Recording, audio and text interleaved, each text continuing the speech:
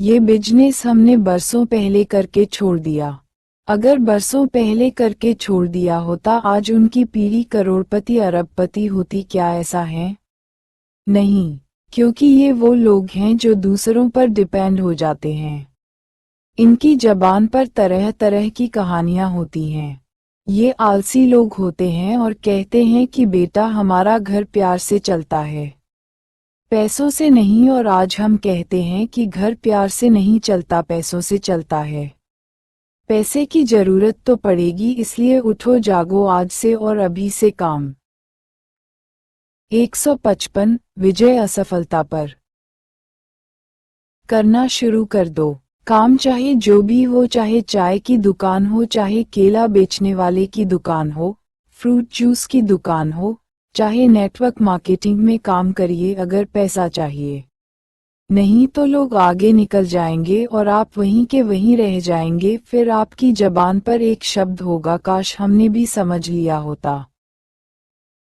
मैंने लोगों के मुंह कहते सुना है, सन 1940 में एक साधारण से परिवार का खर्चा 10 रुपए से चलता था। सन 1940 का दौर हमने तो नहीं देखा, मगर लोगों के मुंह से सुना तो यकीन आने लगा। मगर आज आप देख लो क्या हो रहा है। ठीक 20 वर्ष बाद ये कहानी फिर दोहराई जाती है। लोगों का खर्चा जहां 10 रुपए से चलता था वहां बढ़कर 10 गुना हो गया। अब आप क्या करेंगे जब कोई व्यक्ति यह कहता है भाई प्राइवेट नौकरी कर लो, तो अपनी एजुकेशन का हवाला देता है और बोलता है मैं तो सरकारी नौकरी करूंगा, सरकारी नौकर बनूंगा।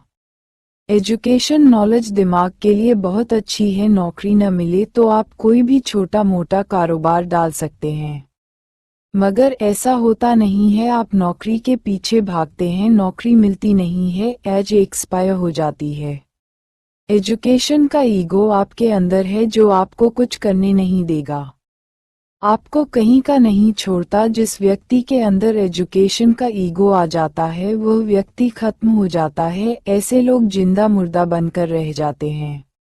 लोग एजुकेशन ज्यादा ले रहे हैं, नौकरियां कम हैं। यहाँ पर सरकार भी सोचने पर मजबूर है, डिग्री धारक ज्यादा हैं, नौकरियां कम। अब किस किस को नौकरी दें? यहाँ पर खुद को सोचना पड़ेगा, कुछ करना पड़ेगा, चाहे अपना धंधा करें चाहे नौकरी करें।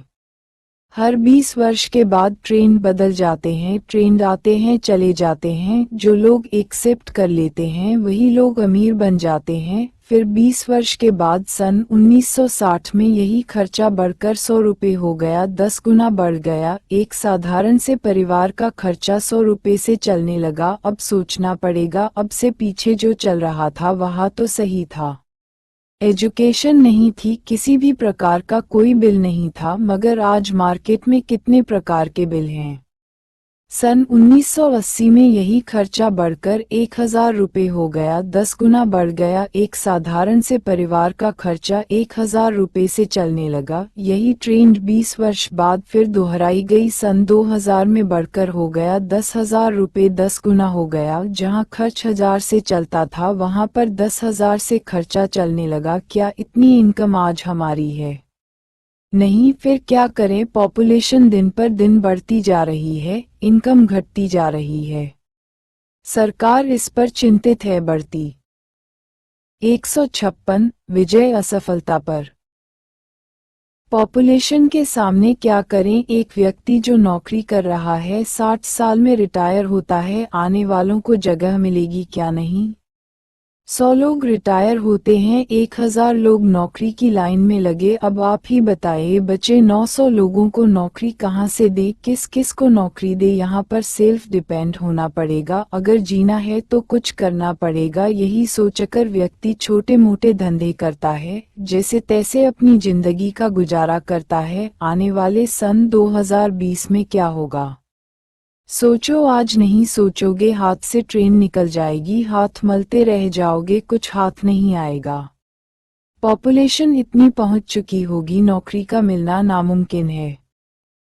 खर्चे चलेंगे क्या? नहीं, सेल्फ डिपेंड होना पड़ेगा।